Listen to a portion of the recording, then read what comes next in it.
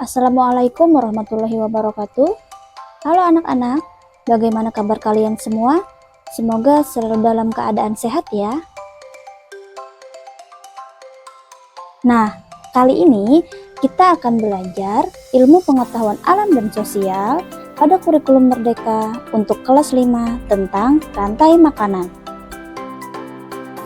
Tujuan pembelajaran pada kali ini yaitu peserta didik dapat menganalisis hubungan antar komponen rantai makanan pada ekosistem tertentu.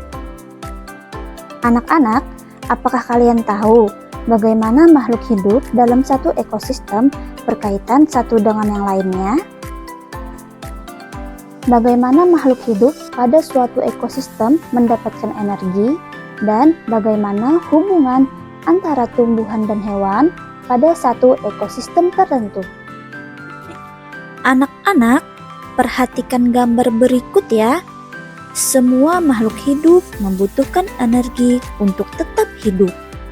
Makhluk hidup di suatu komunitas saling berkaitan satu sama lain melalui makanan. Oleh karena itu, kita membutuhkan makanan. Tanpa makanan, manusia tidak akan mendapatkan energi untuk beraktivitas. Manusia mendapatkan makanan dengan mengolah bahan-bahan makanan yang ada di alam. Lalu, bagaimana dengan hewan dan tumbuhan? Bagaimana mereka mendapatkan makanan sebagai sumber energi? Selanjutnya, kita akan memahami rantai makanan. Rantai makanan adalah hubungan makan dan dimakan antara makhluk hidup pada suatu ekosistem. Rantai makanan menggambarkan perpindahan energi yang terjadi di sebuah ekosistem.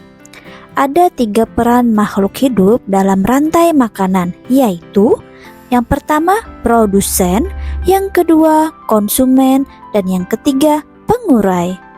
Dalam sebuah ekosistem, makhluk hidup bisa menjadi sumber energi untuk makhluk hidup lainnya. Sumber energi berarti sumber makanan. Nah, anak-anak, perhatikan gambar berikut ini. Di gambar ini ada 3 komponen. Yang pertama ada tumbuhan.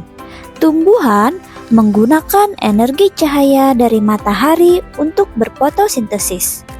Proses ini membuat tumbuhan bisa menghasilkan makanannya sendiri. Oleh karena itu, dalam sebuah ekosistem, tumbuhan disebut produsen.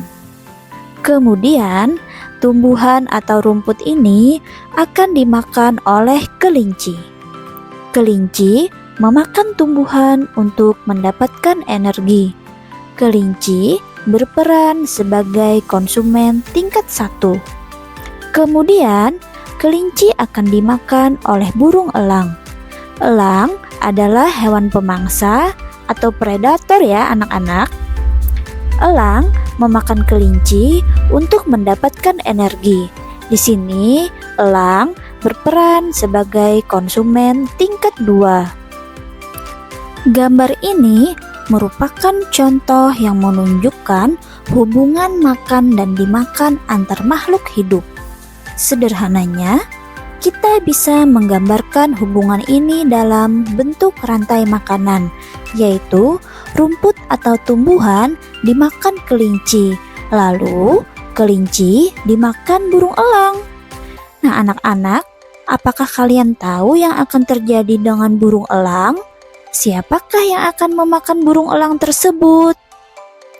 Konsumen paling akhir bisa kita sebut sebagai puncak dari rantai makanan. Bagian tersebut bisa diisi dengan hewan karnivora atau omnivora.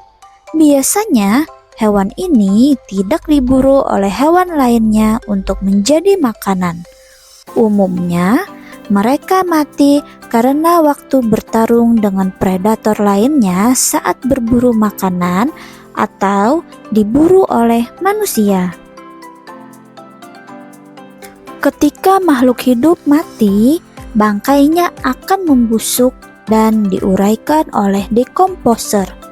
Bakteri dan jamur merupakan contoh dekomposer. Hasil penguraian ini bercampur dengan tanah membentuk humus.